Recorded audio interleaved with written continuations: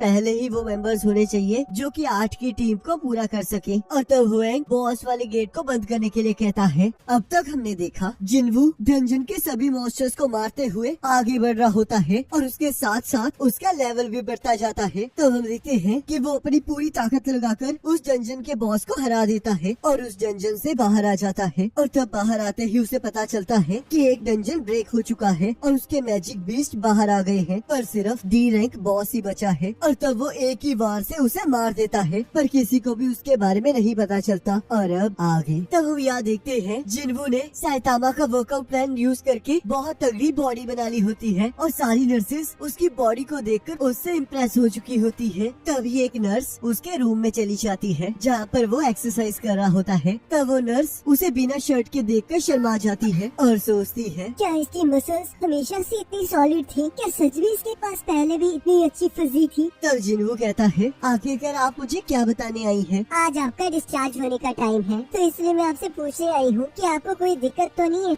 मैं बिल्कुल ठीक हूँ। तब नर्स उसे सारे प्रोसीजर को पूरा करने के लिए कहती है और उससे उसका नंबर मांगती है। तब जिनवू सोचता है क्या ये मेरा नंबर मेरी मेडिकल रिपोर्ट को सेंड करने के लिए मांग रही है, और तब वो उसे अपना नंबर दे देता है। तब हम यहाँ देखते हैं टीवी पर 7S रैंक हंटर्स में से एक हंटर बेक योनहू का इंटरव्यू चल रहा होता है। तब वो इंटरव्यूअर उससे उसकी नॉर्मल लाइफ के बारे में पूछती है। तब वो बताता है कि वो हर रोज ट्रेनिंग करता है ताकि वो अपनी बॉडी को स्ट्रॉन्ग रख सके और अपने दोस्तों को मुसीबत से बचा सके। तब हम यहाँ देखते हैं जिन्हा भी इस न्यूज को देख रही होती है और तभी उसे याद आता है कि उसे तो स्कूल भी जाना है। और तब वो जैसे ही बाहर निकलती है तब वो नोटिस करती है कि उसकी भाई की बॉडी में कुछ चेंजेस आए हैं और वो कहती है, क्या तुम एक्सरसाइज कर रहे हो? और तुम तो पहले से भी लंबे हो चुके हो। क्या ये सब कुछ तुम्हारी ट्रेनिंग की वजह से है? तब जिनवू हाँ कहता है और तब जिनवू जिना को अम्ब्रेला देखकर उसे बाहर भेज देता है। और तब वो अपने डेली टास्क को देखकर कहता है, आज की रनिंग मैं थोड़ी देर बाद करूँगा। लगता है ये मसल्स मेरी एबिलिटीज चैट की वजह से आए हैं और अगर मैं ऐसे ही ट्रेनिंग करता रहा तो जरूर एक दिन बॉडी बिल्डर बन जाऊंगा। और तब वो अपने बचे हुए एबिलिटी पॉइंट से अपनी स्ट्रेंथ, एजिलिटी और परसेप्शन को बढ़ा देता है। तभी उसे रूम रेंट पे करने के लिए उसके लैंड ओनर का फोन आ जाता है। तब जिनवू उनके पैसे जल्दी ही देने का कहकर फोन को काट देता है और सोचता है, मुझे नहीं पता कि मेरी सेकंड अवेकनिंग हुई है या फिर नहीं, पर अब मैं गॉब्लिन्स को बड़ी आसानी से मार सकता हूँ, तो इसका मतलब मैं रेंट पे करने के लिए बड़ी आसानी से पैसे कमा सकता हूँ। और तब वो काम को ढूंढना स्टार्ट कर देता है और कहता है, काम ढूंढना भी सच में बहुत मुश्किल बात है और अगर मुझे अच्छे पैसे कमाने हैं तो मुझे हाई लेवल डंजन के अंदर घुसना होगा। पर मेरे जैसे ई रैंक हंटर को तो ऐसे डंजन में जाना अलाउड ही नहीं है। तो क्या मुझे दोबारा से अपनी पावर्स को चेक करवाने जाना चाहिए? क्योंकि अगर मेरा हंटर रैंक इंक्रीज हो जाएगा तो मैं हायर लेवल डंजन में घुस पाऊंगा, जिसका मतलब मैं बहुत सारे पैसे कमा पाऊंगा। पर इससे मुझे बहुत सारी टेंशन मिल सकती है क्योंकि सेकंड अवेकनिंग वाले लोग बहुत रेयर होते हैं और वैसे भी आज तक कोई ऐसा हंटर पैदा नहीं हुआ है जिसके लेवल इंक्रीज होने पर उसकी ताकत बढ़ती है। और अगर ये चीजें लोगों को पता चली तो इससे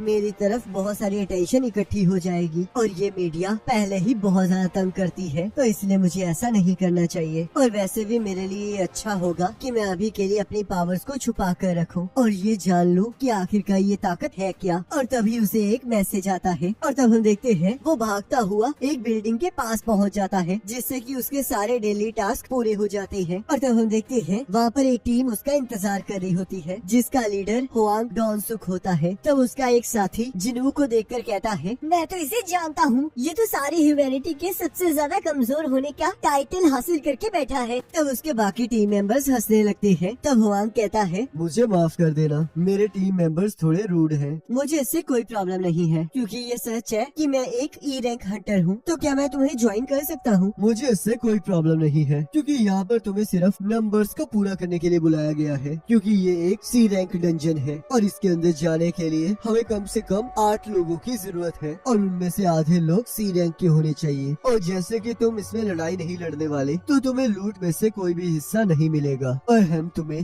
2 मिलियन कमीशन फीस देंगे और ये कॉन्ट्रैक्ट इसी चीज का है। तो जिनवू देखता है कि हुआंग की टीम में 4 सी रैंक हंटर्स और 2 डी रैंक हंटर्स होते हैं और साथ में एक लो रैंकर भी होता है और तब वो इसके लिए हाँ कह देता है और उनसे अपने काम के बारे में पूछता है। तब हुआंग कहता है, तुम हमारा लगेज उठाओगे, इसके अंदर हमारा खाना, कपड़े और इक्विपमेंट्स है और साथ में एक फर्स्ट एड किट भी है। क्या तुम अपने साथ हीलर को नहीं लाए हो? हम जैसे प्राइवेट टीम वाले लोगों को हीलर्स को रिक्रूट करने में सच में बहुत मुश्किल होती है, और वैसे भी हमने हमेशा बिना हीलर से लड़ाई की है, तो इसमें कोई प्रॉब्लम नहीं होगी। तब जिन्हों सोचता है एक टीम जिसमें सिर्फ टैंकर्स और फाइटर्स भरे हुए हैं, ये लोग तो सच में बहुत लापरवाह हैं, और एक हीलर का ना होना सच में बहुत प्रॉब्लम वाली बात है। और तब वो अपने कॉन्ट्रैक्ट को साइन कर देता है। तब हम देखते हैं वहाँ पर जिन्हू की तरह एक और हंटर होता है जिसका नाम यो जिन्हो होता है, और वो एक डी रैंक हंटर होता है। और तब वो कहता है लगता है हम दोनों यहाँ पर नंबर्स को पूरा करने आए हैं। तब जिन्हू सोचता है इस डी रैंक हंटर के पास तो सच में बहुत अच्छे इक्विपमेंट्स हैं। लगता है इसकी फैमिली बहुत ज्यादा अमीर है। लगता है तुम पहली बार सी रैंक डंजन में जा रहे हो, पर तुम चिंता मत करो, मैं तुम्हें बचा लूंगा।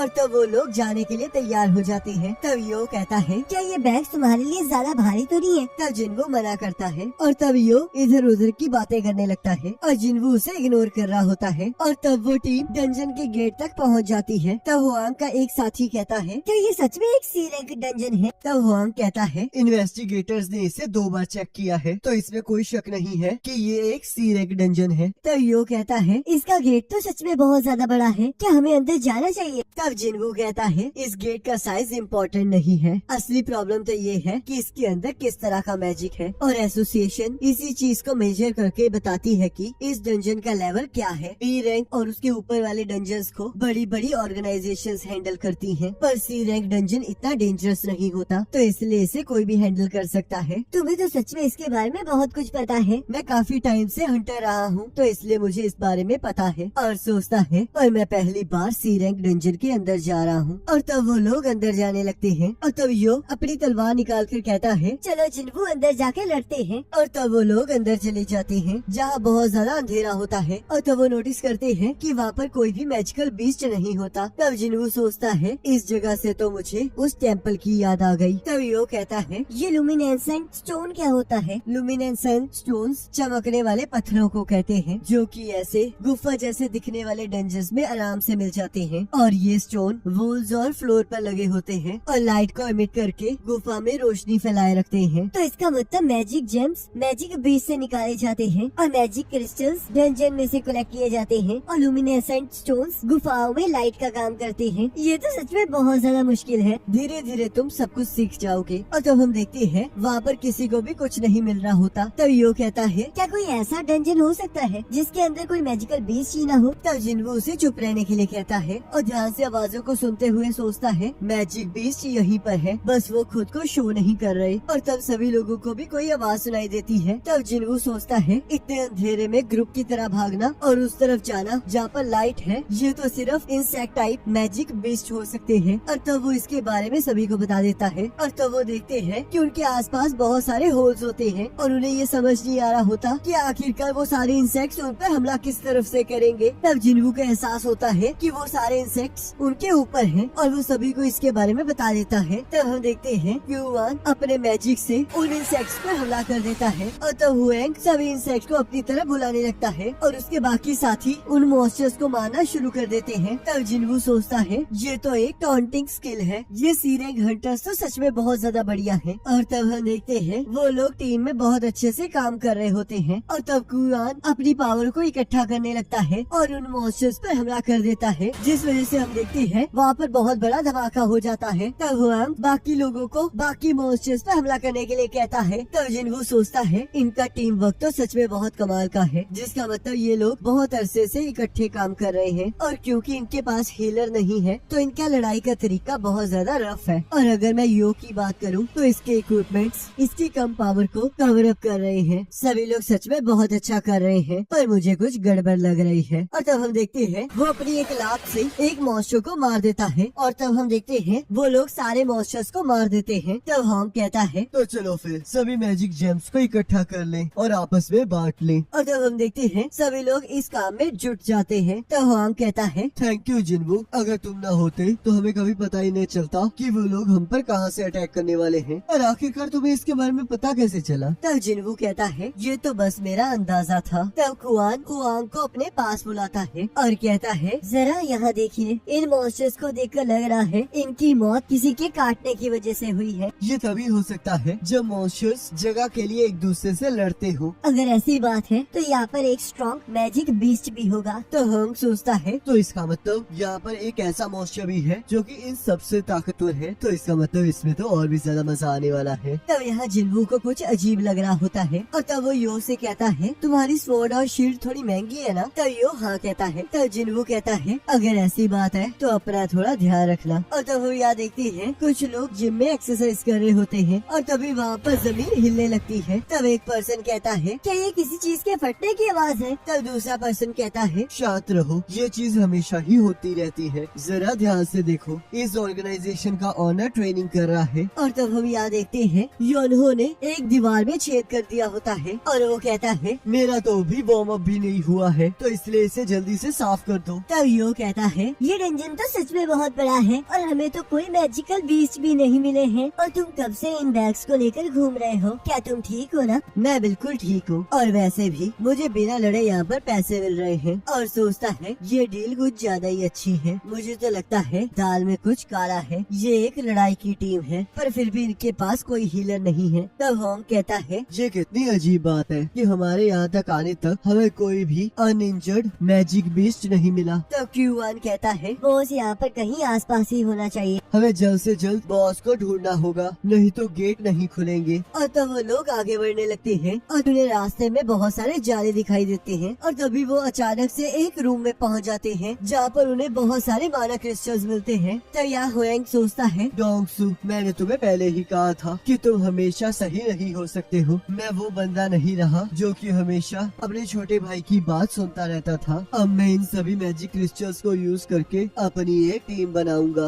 और तब सभी लोग उन सभी मैजिक क्रिस्टल्स को आपस में बांटने के बारे में बातें कर रहे होते हैं। तब यो कहता है जिन्वू क्या मैं तुम्हारा कॉन्ट्रैक्ट देख सकता हूँ? और चिंता मत करो, मुझे थोड़ी बहुत ही वकालत आती है। तब जिन्वू उसे अपना कॉन्ट्रैक्ट दे देता है। तब यो होआंग से कहता है जिन्वू के कॉन्ट्रैक्ट के अकॉर्डिंग आप उसे किसी भी लूट में हिस्सा नहीं देंगे।